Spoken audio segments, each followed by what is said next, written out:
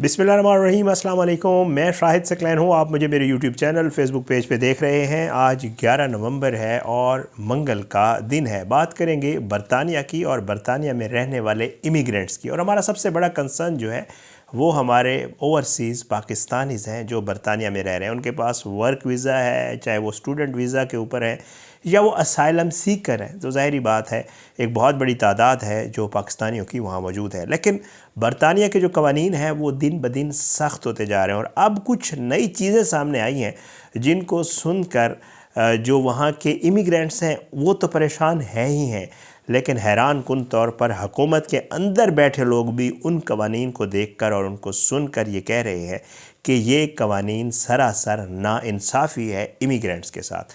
क्या होने जा रहा है? एक तो बाकायदा तौर पे कोशिश की जा रही है कि जो आपकी मुस्तकिल वहाँ पे रिहाइश है उसको ख़त्म कर दिया जाए और कुछ ऐसे कवानीन लाए जा रहे हैं जिनके तहत और उसको जो है उसका मॉडल लिया जा रहा है बाकायदा तौर पे डेनमार्क से।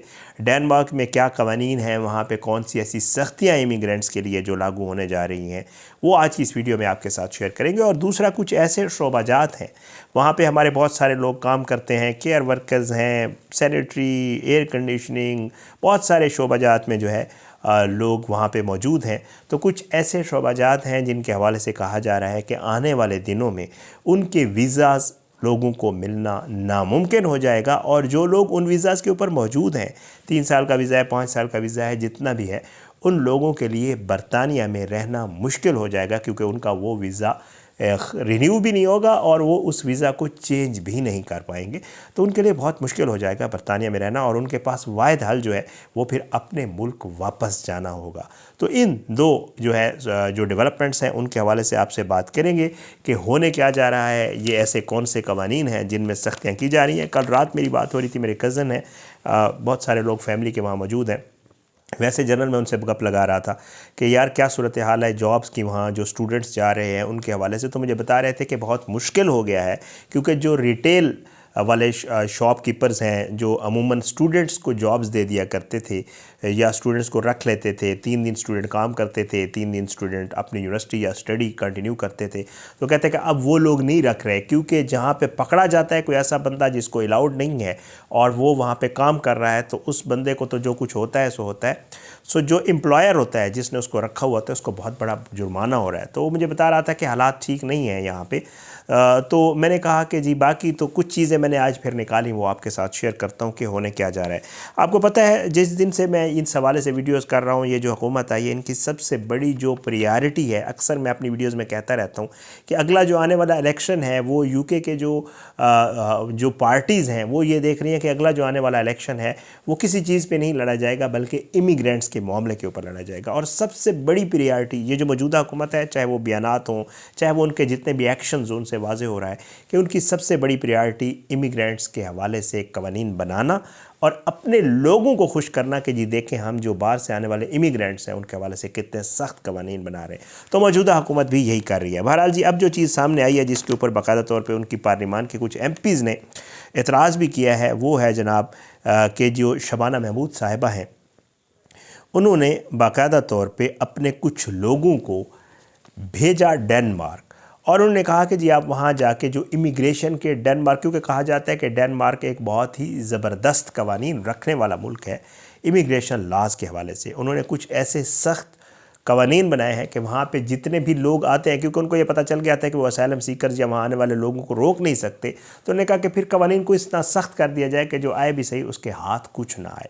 तो शबाना महमूद साहिबा ने अपने कुछ लोगों को भेजा और उन्हें कहा कि जी जाके आप चेक करें, और बाकायदा वो टीम गई और उन्होंने वापस आके कुछ प्लान शबाना महमूद साहिबा के सामने रख भी दिया है, तो जो कि थोड़ा लीक हुआ है जिसके ऊपर जो है उनके अपनी पार्टी के कुछ लोग एतराज़ भी कर रहे हैं। तो बहरहाल जी कहा यह जा रहा है कि जी वहाँ पे वो गए और उन्होंने उन कवानीन को जब चेक किया डेनमार्क में और इन शराइत को जो है जो 3 चीज़ों के ऊपर बेस कर रही थी, जो बताया जा रहा है वो ये है कि एक तो जी इमिग्रेशन को कैसे संभालना है कि इमिग्रेशन वाले जो लोग आ रहे हैं उनको कैसे देखना है, इन चीज़ों पे बेस करी थी। दूसरा जो असाइलम सीकर्स हैं जो उनकी एप्लीकेशंस हैं उनको डील कैसे किया जाए, दूसरा ये था। और तीसरा ये था कि जी किस तरह जो लोग यहाँ आए हैं उनको यहाँ से फ़ारिग करके उनके अपने ममालिक या किसी दीगर मुल्क भेजा जाए, बेस इस चीज़ के ऊपर कर रहा था। ये लोग आए और उन्होंने बाकायदा तौर पे प्लान सामने रखा। मैं अब आपको बता देता हूँ कि डेनमार्क में असल में है क्या, किस तरह जो है, और उसके कुछ नुकात लीक हुए हैं जिससे जो है बाकायदा तौर पे इनके एमपीज़ कह रहे हैं कि इनको लिसानी और दूसरे बुनियादों के ऊपर ये बनाए जा रहे हैं और ये बहुत जो है इमिग्रेंट्स के लिए बहुत उनके साथ नाइंसाफ़ी होगी। अच्छा, डेनमार्क में क्या होता है मैं आपको थोड़ा सा बता देता हूँ। डेनमार्क के जो इमिग्रेशन के लॉज हैं वो बहुत सख्त हैं। उसमें सबसे पहले कहा यह जाता है कि कोई बंदा अगर वहाँ पे पहुँच भी गया और असाइलम अप्लाई करता है तो वहाँ पे सबसे जो बड़ी बात है वो ये है कि वो कहते हैं कि जी ठीक है, ओके, लेकिन हम आपको मुस्तकिल यहाँ रेजिडेंस नहीं देंगे। डेनमार्क में ये होता है। और अब बरतानिया भी उसी तरफ जा रहा है कि कोई भी बंदा अगर आता है तो उसको कोई मुस्तकिल रेजिडेंस नहीं दी जाएगी। डेनमार्क में यह है कि अगर आप पहुंच जाते हैं वहाँ पे तो आपको कहते हैं आएँ, अपना कमाएं, रहें, खाएं पिएं, यहाँ पे हम आपको कोई बेनिफिट नहीं देंगे, हम आपको कोई आपको बेनिफिट अलाउड नहीं होगा, आप अपना ही खर्चा करेंगे जो कुछ होगा। और साथ साथ जब आप यहाँ से जाएंगे तो फिर अल्लाह हाफिज़, आपका यहाँ से कोई लेना देना नहीं होगा। तो इसी तरह का कानून जो शबाना महमूद साहिबा के लोग गए थे वो भी उसी तरह का कानून, कहा यह जा रहा है कि इस तरह का जो मुस्तकिल रिहाइश है उसको ख़त्म किया जा रहा है। तो ये एक चीज़ सामने आई। दूसरी चीज़ जो सामने आई वो है जनाब शादी। आपको पता है पाकिस्तान से बहुत सारे लोग जाते हैं, वो वहाँ पे जाके जो है रहते हैं। वहाँ पे जब सूरत हाल बन जाती है तो उसके बाद यहाँ से जो है अपनी वाइफ, जो आपका लाइफ पार्टनर है, उसको बुलाते हैं और उसका अप्रूव हो जाता है और वो वहाँ पे मौजूद होता है या वहाँ रहना शुरू कर देता है। लेकिन बरतानिया अब डेनमार्क के जो तरीक़ाकार है उसके ऊपर अमल पैरा होने की कोशिश कर रहा है। डेनमार्क में ये सूरत हाल है कि जी 24 साल उन्होंने एक कैप लगाया हुआ है कि ओके, फैमिली रीयूनिफिकेशन जो है वो हो सकती है, लेकिन वो 24 ईयर्स जो लड़का है या लड़की जो वहाँ पे मौजूद है तो उसकी उम्र 24 साल से अगर कम है तो फिर तो है गुड, अगर नहीं है तो फिर आप उसको अप्लाई नहीं कर सकते। तो कहा यह जा रहा है कि मे बी बरतानिया भी अब उसके ऊपर जा रहा है, कानून के ऊपर, उसी असूल के ऊपर कि 24 साल की कैपिंग लगा दी जाए और साथ में एक श्योरिटी भी है वहाँ पे कि जी 7,000 पाउंड, अगर आपने 24 साल से कम है, आपने अपनी वाइफ को, अपने हस्बैंड को बुलाना है तो आपको 7,000 पाउंड श्योरिटी देनी होगी, गारंटी देनी होगी, उसके बाद आप उसको बुला सकते हैं। तो ये दूसरा बड़ा कानून है जो डेनमार्क की तर्ज के ऊपर तब्दील होने जा रहा है। अब तीसरा कानून ये है कि जी आप जब भी कोई बंदा वहाँ पे पहुँचेगा उसके पास जितने भी पैसे हैं, जो भी सूरत हाल है, वो बहक के सरकार ज़ब्त होगी। डेनमार्क में ये है और बरतानिया में भी कहा जा रहा है कि इसी तरह के कानून की एक तजवीज़ है, ये तजावीज़ हैं जो शबाना साहिबा को दी गई हैं और कहा यह जा रहा है कि जल्द ही ये लागू कर दी जाएंगी। तो वहाँ पे भी कहा जा रहा है कि बरतानिया में भी इस तरह के जो डेनमार्क स्टाइल के कवानीन हैं वो लागू होने जा रहे हैं। तो जो इमिग्रेंट्स हैं उनके लिए बहुत ही खौफनाक सूरत हाल पैदा होने वाली है। इसलिए कहा जा रहा है, मैं बल्कि 2-3 दिन पहले सुन भी रहा था, ये जो आपका न्यूज़ बुलेटिन होता है उसमें, कि जी बरतानिया से बहुत सारे वहाँ के नेशनल जिनके पास बाकायदा बरतानिया की शहरियत है और वो बिलियनियर हैं, जिनके पास बहुत ज़्यादा पैसा है, उन्होंने अपनी दौलत बरतानिया से निकाल के बाकायदा तौर पे दुबई शिफ्ट करना शुरू कर दिया। और एक नंबर आया था, मुझे अब जहन में नहीं आ रहा, कि जी इतनी तादाद में लोग जो है वो बरतानिया को छोड़ के जा रहे हैं और टैक्सेस और वहाँ पे जो सूरत हाल अब बनना शुरू हो गई है तो उसके ऊपर जो है वो कह रहे हैं कि जी मुश्किल होता जा रहा है वहाँ लोगों का बिज़नेस करना, वहाँ लोगों का रहना। तो इसलिए लोग प्रेफर कर रहे हैं कि या तो किसी दूसरे यूरोपीय ममालिक चले जाएं या वो फिर दुबई या इस तरह के किसी मुल्क में आ जाए जहाँ पे वो ईज़ ऑफ उनको जो है बिज़नेस हो या इस तरह के मामलात हों। तो इसमें कोई शक नहीं है, जो मौजूदा हुकूमत है उसकी सूरत हाल वैसे इतनी बेहतर नहीं है, उसके ऊपर अपोजिशन का बहुत बड़ा दबाव है। आपने देखा नाइजल फराज टाइप और जितने भी लोग हैं वो इस तरह के जो है मुजाहरे भी कर रहे हैं और फिर वहाँ पे और भी बहुत सारे प्रॉब्लम्स चल रहे हैं और इकॉनमी के हिसाब से भी अगर देखा जाए तो कोई इस तरह सूरत हाल बेहतर नहीं है। तो इस वजह से कहा यह जा रहा है कि आल दो इस हुकूमत की जो हालत है वो इतनी अच्छी नहीं है, लेकिन फिर भी ये हुकूमत कोशिश कर रही है कि इस तरह की चीज़ों को लाकर जो इसका वोटर है उसको किसी तरह सेटिस्फाइड कर सके।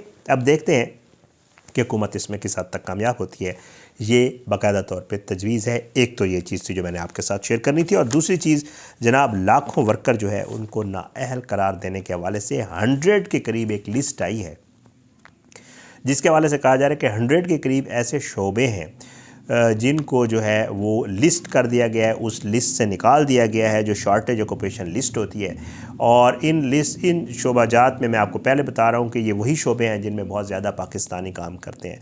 और कहा यह जा रहा है कि जी इनका थ्रेशोल्ड, जो सैलरी थ्रेशोल्ड है, वो बहुत ज़्यादा बढ़ा दिया गया है और इनके हवाले से कहा गया है कि अब इन वर्कर की मज़ीद हमें ज़रूरत बरतानिया को नहीं है। शॉर्टेज लिस्ट वही होती है कि जी हमें चाहिए, अब उसको उस लिस्ट से निकाल दिया गया इन शोबाजात को। तो इसका मतलब है कि वहाँ पर काफ़ी तादाद में वर्कर्स मौजूद हैं, तो अब मज़ीद की ज़रूरत नहीं है, तो अब मज़ीद वीज़ाज़ नहीं मिलेंगे। आपको लिस्ट बता देता हूँ, थोड़े से जो मेन है वो आपको बता दूँगा, 100 हैं, वो आप जाके उनकी वेबसाइट के ऊपर देख सकते हैं। बहरहाल जी बताया ये जा रहा है कि जी जो एलिजिबिलिटी क्राइटेरिया है उससे इनको निकाल दिया गया है और मज़ीद सख्तियाँ बढ़ा दी गई हैं। और वैसे भी जो इमिग्रेशन के मामलात थे उसमें हुकूमत ये दावा करती हुई आपको हमेशा नज़र आती है कि जी हमने इस हद तक कम कर दिया है कि अब लाखों की तादाद में लोग जो है वो बरतानिया आने में कामयाब नहीं होंगे, हमने उनको रोक दिया है मुख्तलिफ़ कवानीन के ज़रिए। लेकिन अब मज़ीद सख्ती उन्होंने ये की है कि ये वो शोबाजात हैं जिनमें उन्होंने बाकायदा तौर पर यह कह दिया है कि जी इन शोबाजात के लोगों के लिए अब वीज़ाज़ नहीं होंगे। बहरहाल जी अब वर्कर की तादाद वो कहते हैं कि इससे बहुत ज़्यादा कम हो जाएगी। अच्छा, वो कहते हैं कि जी एक तो ये है कि जो नए आने वाले हैं उनको तो रोक रहे हैं मुख्तलिफ़ कवानीन के ज़रिए, इनको जो है वो शॉर्टेज ऑक्यूपेशन लिस्ट से निकाल के। लेकिन वो कहते हैं कि इन शोबाजात के जो लोग ऑलरेडी मौजूद हैं, जिनके पास 5 साल के 3 साल के वीज़ाज़ मौजूद हैं, तो उनको भी ऑप्शन नहीं होगा स्विच करने का। फ़र्ज़ करें कि जी जैसे मैं इसमें आपको पढ़ के बता देता हूँ ना कि जी फ़र्ज़ करें एक सैनिटरी वर्कर है, एक डांसर है, राइटर है, फ़ोटोग्राफ़र है, एयर कंडीशनर का कोई टेक्नीशियन है, अगर वो मौजूद है वहाँ पे, तो अब उसके पास वही वीज़ा है। अब वो उसको स्विच नहीं कर सकता। उसके पास 5 साल का वीज़ा है, उसने 5 साल पूरे किए, उसके बाद अब उसके अलावा उसके पास ऑप्शन नहीं है, उसने वापस अपने मुल्क जाना है। ना तो उसका वीज़ा ये स्विच होगा, और जब उसका वीज़ा ख़त्म हो जाएगा, ज़ाहिरी बात है, तो उन्होंने इसको ऑलरेडी शॉर्टेज ऑक्यूपेशन लिस्ट से इन शोबाजात को निकाल दिया, तो उसके लिए मुश्किलात पैदा होने जा रही हैं। बहरहाल जी ये जितने भी शोबाज हैं मैं आपके सामने रख देता हूँ। ये जो है बरतानवी हुकूमत कह रही है कि जी इनकी कोई एक्सटेंशन वगैरह नहीं होगी, और इस लिस्ट में जो चीज़ें हैं वो बड़ी खौफनाक हैं। मैं आपके साथ शेयर कर देता हूँ जनाब। इसमें मैं आपको बता चुका हूँ, एक तो जो है केयर वर्कर सबसे बड़ा शोबा, बहुत ज़्यादा लोग हैं पाकिस्तानी इसमें केयर वर्कर हैं। अच्छा, उसके अलावा जी इसमें सैनिटरी, दूसरा जो सैनिटरी वर्कर हैं, डांसर लोग जाते होंगे शायद इस वीज़े के ऊपर भी यकीनन। अच्छा, राइटर, फ़ोटोग्राफ़र, एयर कंडीशन का जो करने वाले काम करने वाले लोग हैं। उसके अलावा ट्रांसलेटर्स, बहुत सारे लोग ट्रांसलेटर के वीज़े के ऊपर भी जाते हैं, ट्रांसलेटर्स हैं। आईटी के शोबे के लोग, इसको भी निकाल दिए गए हैरान कुन तौर पर।